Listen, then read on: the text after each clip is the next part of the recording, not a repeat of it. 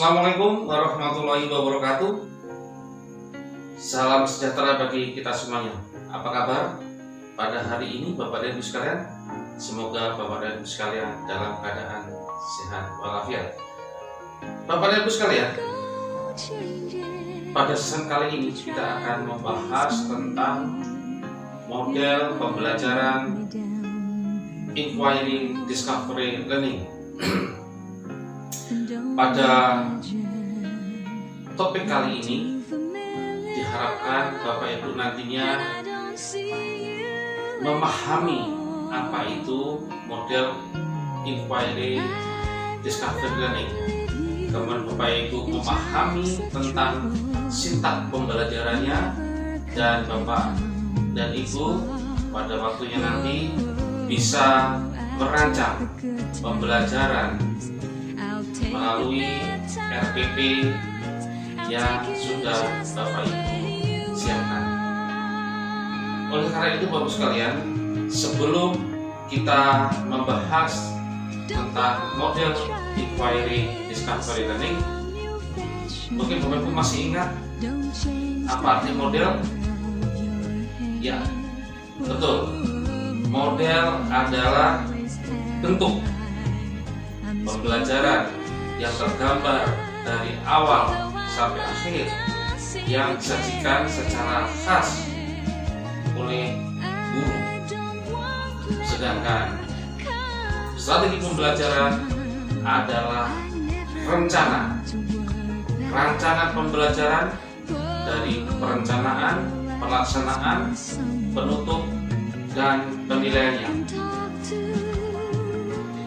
Kemudian pendekatan adalah sudut pandang seorang guru di dalam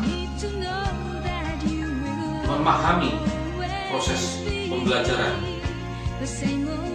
Kemudian metode adalah cara praktis nyata untuk mengimplementasikan strategi atau rencana yang sudah disusun oleh guru. Sedangkan taktik adalah cara guru di dalam menerapkan metode pembelajaran. Bapak dan Ibu sekalian, metode, model, strategi, pendekatan hanya bisa dilakukan oleh guru yang profesional. Guru yang profesional mempunyai 4 kompetensi. 4 kompetensi yang harus dimiliki oleh seorang guru. Yang pertama yaitu kompetensi pedagogik. Seorang guru harus menguasai landasan pendidikan, mampu mengelola pembelajaran dari perencanaan, pelaksanaan, dan penilaiannya, juga memahami kurikulum, memahami psikologi belajar, paham berbagai model, strategi, metode, dan teknik pembelajaran. Kompetensi yang kedua yaitu kompetensi personal. Apa itu kompetensi personal? Seorang guru harus memiliki kepribadian yang baik, mantap, berwibawa, dan loyal, serta berakhlak mulia. Kompetensi yang ketiga yaitu kompetensi profesional. Seorang guru dikatakan mempunyai kompetensi profesional jika dia memiliki keilmuan yang luas sesuai bidang yang diajarkannya dan memiliki keterampilan praktis dalam menjalankan tugas mengajarnya.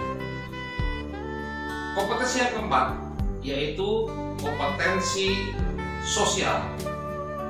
Seorang guru mempunyai kemampuan untuk bergaul secara baik, memberikan rasa nyaman terhadap anak didiknya, baik anak didik maupun dengan guru. Kemudian bisa bergaul di masyarakat dengan wali murid dan sesama teman sejawatnya. Melihat dasar hukum pada Permendikbud 103 tahun 2014 antara model pembelajaran discovery learning dan model inquiry learning benar-benar terpisah. Namun pada Permendikbud nomor 22 tahun 2016 istilah tadi digabungkan secara bersama-sama. Ini artinya antara model inquiry dan model discovery tidak ada perbedaan. Kalau kita lihat lebih jauh di dalam kamus Webster College Dictionary, di sana ada terma tentang inquiry dan discovery, bukan discovery atau inquiry. Namun dua kegiatan ini saling melengkapi. Yang pertama, to inquiry adalah merumuskan pertanyaan, mencari pertanyaan atau bertanya tentang, atau bisa diartikan sebagai penyelidikan. Sedangkan to discover adalah menyingkap, mencari jawaban, menemukan. Sehingga dari dua istilah ini sebenarnya saling melengkapi. Di dalam jurnal-jurnal penelitian internasional juga perkembangan penelitian di dalam negeri antara model discovery dan inquiry sudah tidak lagi terpisah. Karena pada dasarnya sintaknya sama. Kita lanjutkan tentang istilah discovery. Istilah discovery berbeda dengan invention, juga berbeda dengan inovasi. Seringkali kita mencampur aduk atau mempersamakan antara discovery, invention atau invensi, dan inovasi. Semuanya diartikan penemuan. Antara discovery, invention, dan inovasi adalah istilah yang sangat berbeda. Invention adalah suatu penemuan tentang sesuatu yang benar-benar baru. Artinya hasil kreasi dari suatu manusia. Benda yang ditemukan itu benar-benar sebelumnya belum ada, kemudian diadakan sebagai hasil kreasi yang baru. Contohnya penemuan tentang telepon, mesin uap, penemuan tentang listrik, dan lain-lain. Semuanya adalah bentuk invention karena menemukan sesuatu yang benar-benar belum ada sebelumnya. Berbeda dengan discovery. Discovery adalah suatu penemuan terhadap sesuatu yang sebenarnya benda atau hal yang ditemukan itu sudah ada, tetapi belum diketahui oleh orang.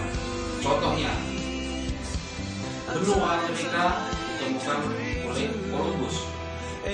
Sebenarnya benua Amerika itu sudah ada, tapi Columbus baru menemukan.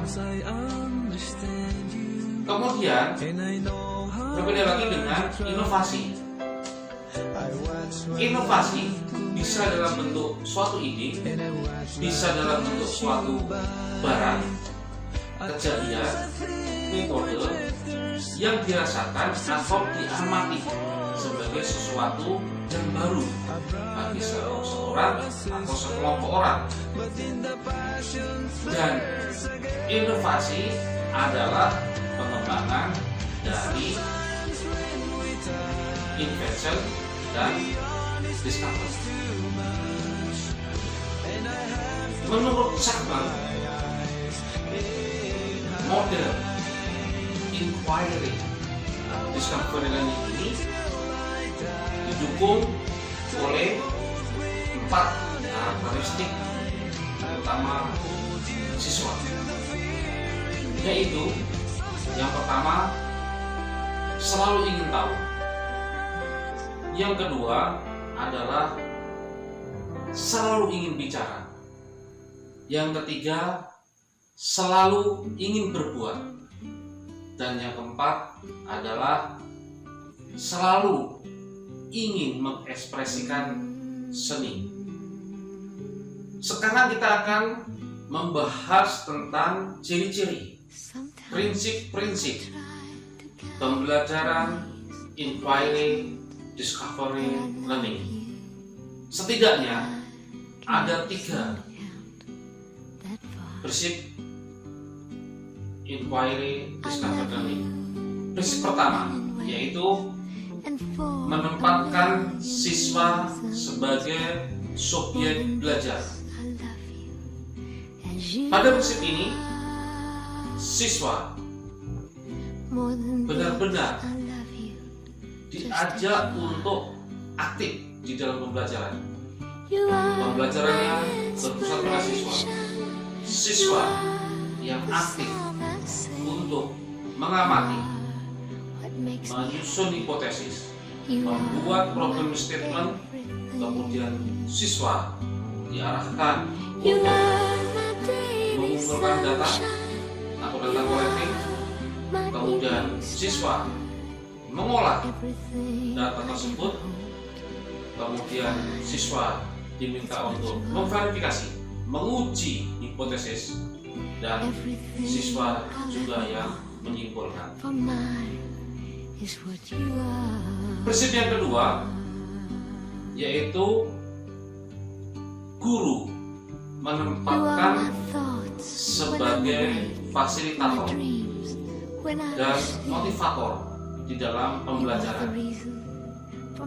Kemudian prinsip yang ketiga yaitu siswa menggunakan seluruh potensi yang dimiliki, apakah potensi pengetahuan, keterampilan maupun afeksinya. Apa tujuan daripada model inquiry, discovery, learning? Tujuan pertama yaitu membantu siswa untuk berpikir secara analitis, berpikir untuk berani merumuskan pertanyaan dan menjawab pertanyaan dari apa, siapa, kapan, di mana, bagaimana, dan mengapa. Tujuan yang kedua yaitu mendorong siswa untuk semakin berani berkreasi, menggunakan imajinasinya. Dengan bimbingan guru, siswa dilatih agar imajinasinya berkembang memperbaiki dan menyempurnakan dari apa yang sudah ada, maupun mencipta ide gagasan yang belum ada.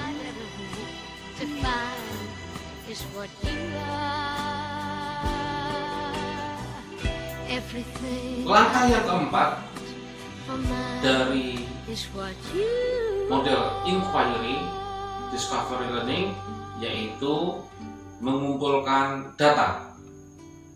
Pengumpulan data adalah aktivitas di dalam menjaring suatu informasi.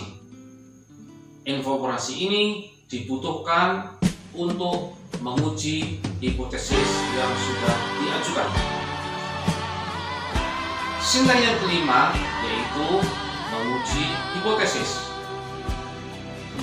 Pengujian hipotesis adalah langkah atau proses menentukan jawaban yang dianggap diterima sesuai dengan data dan informasi yang diperoleh berdasarkan pengumpulan data. Sintak yang keenam yaitu merumuskan kesimpulan. Merumuskan kesimpulan adalah proses mendeskripsikan temuan yang diperoleh berdasarkan hasil pengujian hipotesis. Ada lagi sintak yang lain dari inquiry discovery learning.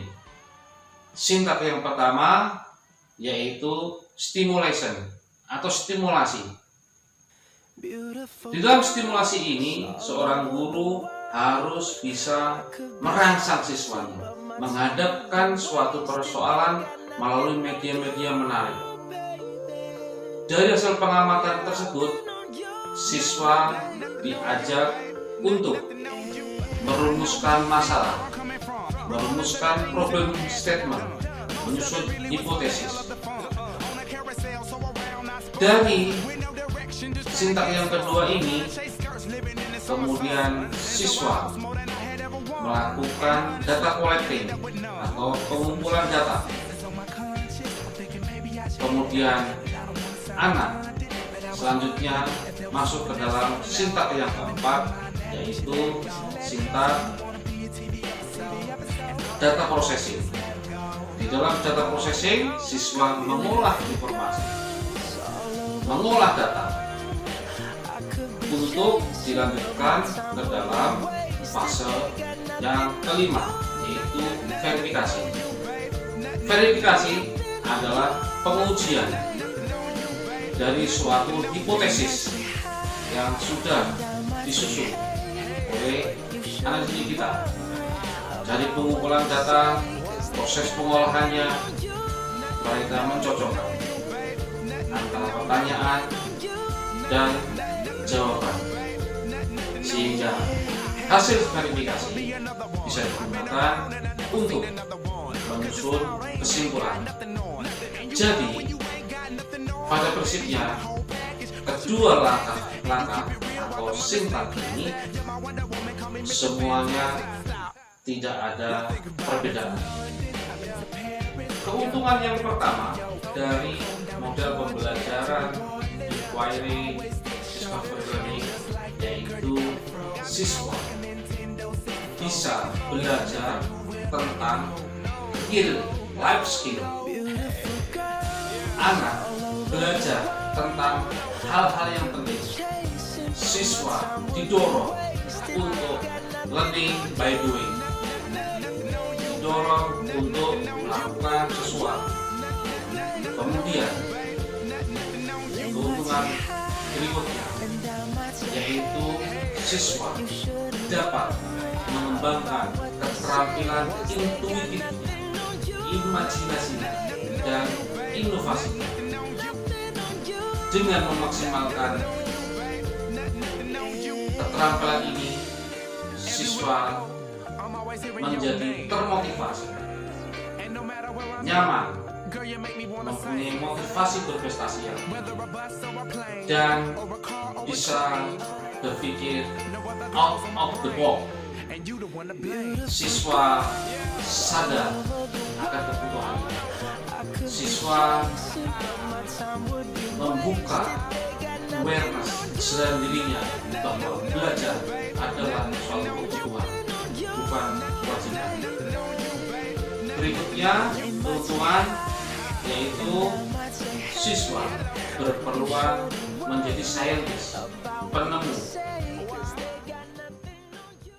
Itulah beberapa keuntungan dari model discovery inquiry. Ada beberapa kelemahan dari model inquiry discovery learning. Pada model inquiry discovery learning membutuhkan kesiapan belajar dari anak didik.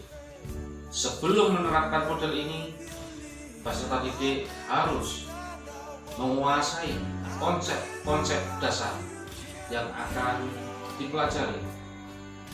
Tetapi bagi anak-anak yang kurang atau kurang pandai akan mengalami kesulitan.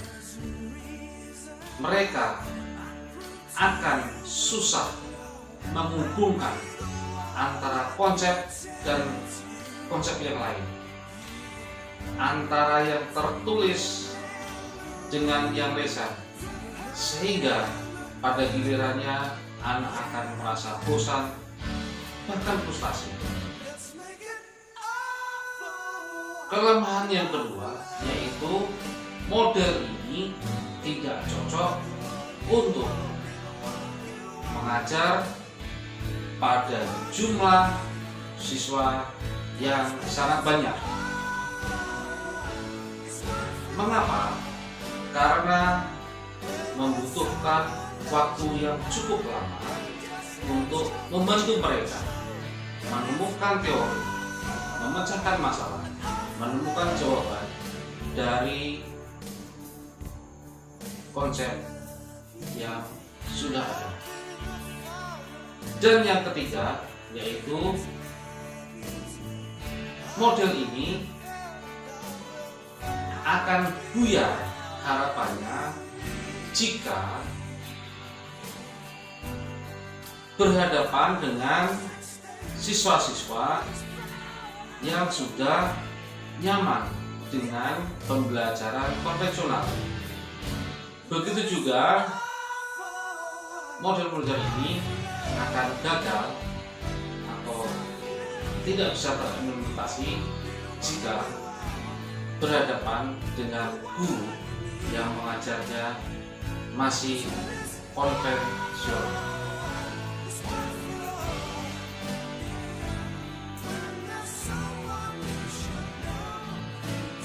Kelemahan berikutnya dari inquiry discovery learning yaitu model pembelajaran ini lebih cocok untuk mengembangkan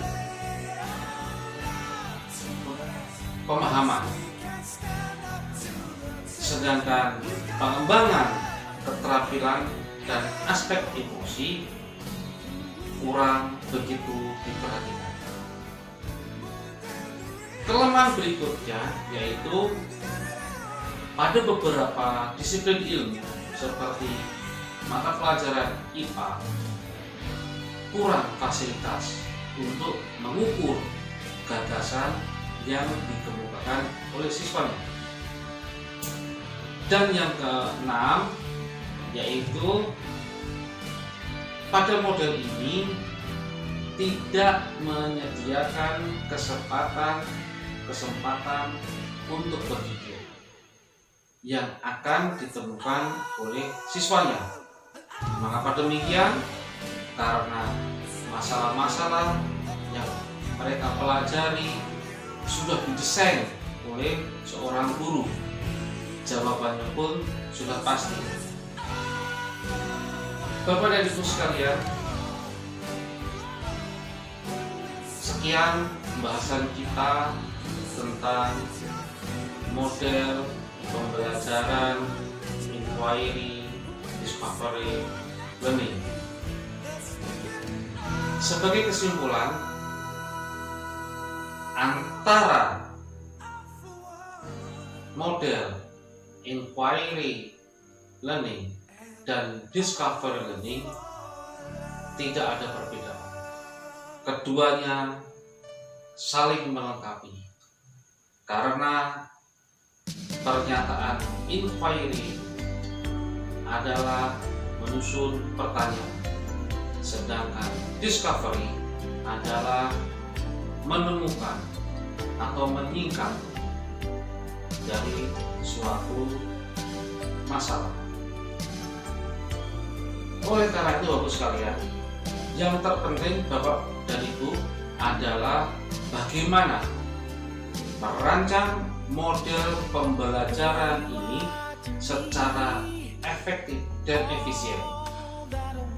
Bagaimana Bapak dan Ibu sekalian bisa meningkatkan kelebihan-kelebihan dari model ini dan sekaligus bisa meminimalisir dari kelemahan model inquiry discovery learning. Bagi Bapak sekalian, tetap semangat dan kita akan bertemu pada session selanjutnya, yaitu model project dan problem based learning. Selamat belajar, tetap semangat. Wassalamualaikum warahmatullahi wabarakatuh. Terima kasih teman-teman yang sudah menonton video ini. Jangan lupa klik tombol subscribe, dan jika kalian suka video ini, angkat jempol kalian, and see you.